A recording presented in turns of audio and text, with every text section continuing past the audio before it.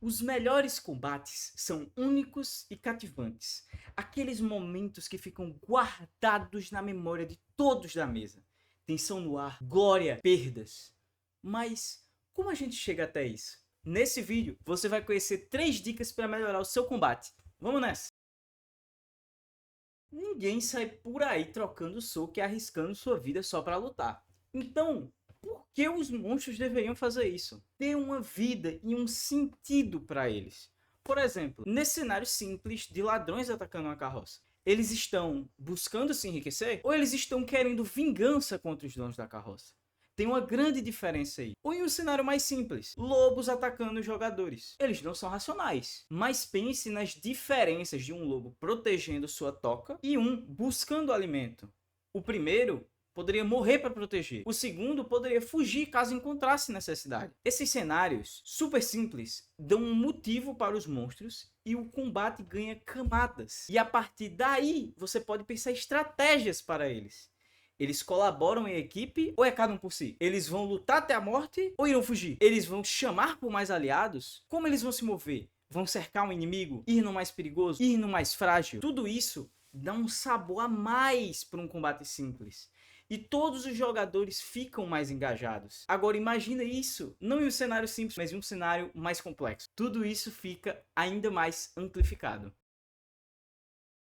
Quando você está viajando e olha pela janela, você não vê um terreno plano, sem características, e sim um terreno único e vivo. E esse lugar pode ficar para sempre na sua memória. Um bom terreno é fundamental para um ótimo combate. Se os jogadores e monstros não têm estímulos, ninguém sai da zona de conforto. E pensa na vida real.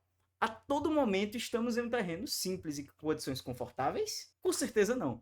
Então, faça o terreno ter fatores de risco e de vantagem, como, por exemplo, pedras e paredes para bloquear ataques à distância, uma neblina densa que impede de ver algo a mais de 3 metros, ou uma tempestade de raios e alguns lugares cobertos. Isso torna o lugar importante na batalha. Esses elementos podem tornar as decisões dos jogadores mais importantes, como vale a pena correr e me esconder da tempestade? Ou é melhor usar uma magia primeiro? E de quebra, estimula todos a pensar e interpretar. E o terreno se torna ainda mais incrível se os monstros também considerarem o cenário. Seja eles sendo beneficiados ou prejudicados por eles. Por exemplo, imagine um certo tipo de criatura que não é afetada por uma tempestade de areia.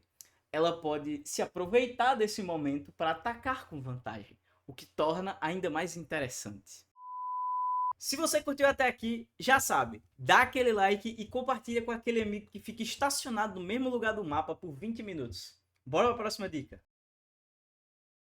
O RPG é uma experiência em que todos estão criando uma história juntos. E o combate é isso também, não é só rolar dados. Então, vamos fazer ele mais importante para a história, ligando ele com o background dos personagens. Será que os jogadores não ficariam mais engajados sabendo que a vida do irmão de um deles está em jogo? Ou sabendo que a vitória nesse combate é a única forma de conseguir o antídoto para salvar um deles de uma doença mortal? E não fique restrito ao background. Você também pode relacionar com a história do mundo, como por exemplo, um NPC que está em perigo e a morte dele pode complicar a missão inteira, ou uma besta que pode ser solta em uma cidade caso o vilão não seja impedido. Coloque algo real em jogo e deixe pistas que, se falharem, algo ruim pode acontecer.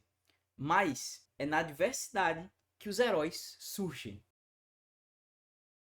E para a gente não ficar só na teoria, vamos para um exemplo prático de um mapa que eu criei. Esse mapa ele foi criado por Arena da Morte, vou deixar aqui no cardzinho se você quiser conhecer mais do RPG. E nesse RPG, os jogadores entram em um coliseu e eles não têm, digamos assim, medo da morte, nem os inimigos, nem eles, já que eles voltam depois. Essa é a premissa e eles têm que passar por todas as partes desse coliseu antes que o tempo acabe. Esse mapa era um mapa da última fase desse coliseu. E você vê aí que tem uma igreja, tem um quartel, tem uma vendinha e tem diversas casas pequenas. Mas certo, como é que esse combate se relaciona com o que eu falei aqui no vídeo? O inimigo são 2 assassinos. eles foram contratados pelo Coliseu para impedir os jogadores de passar. E caso eles consigam, eles terão um pagamento muito maior. Essa é a motivação deles para impedir os jogadores. Mas, como assassinos, eles têm um comportamento bem simples. Eles vão se esgueirar pelos lugares e tentar conseguir locais melhores para agredir os jogadores, ao mesmo tempo que eles não sejam tão feridos assim. Do mesmo jeito que eles não querem morrer, mesmo que a morte para eles não signifique o final, eles não querem morrer porque isso causa a perda da recompensa deles, né? E aí, como é que é o terreno?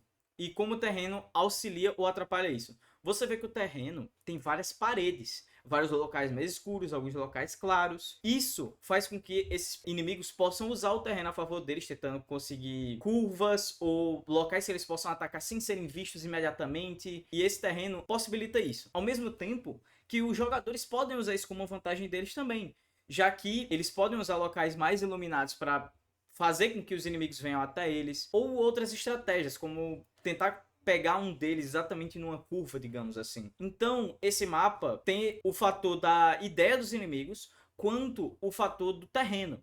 E aí você fica, mas e o fator do enredo? O enredo para um one shot não poderia ser tão complexo, mas o objetivo dos jogadores é que eles têm que passar. Então, eles precisam conseguir terminar esse combate até o final do tempo da sessão.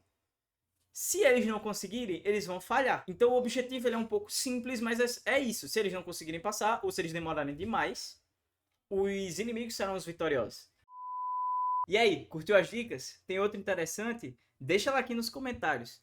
E se você chegou até aqui, no mínimo achou o vídeo interessante. Então não se esqueça de deixar o like e de se inscrever para não perder novas dicas. Valeu por assistir, bons combates e te vejo no próximo vídeo.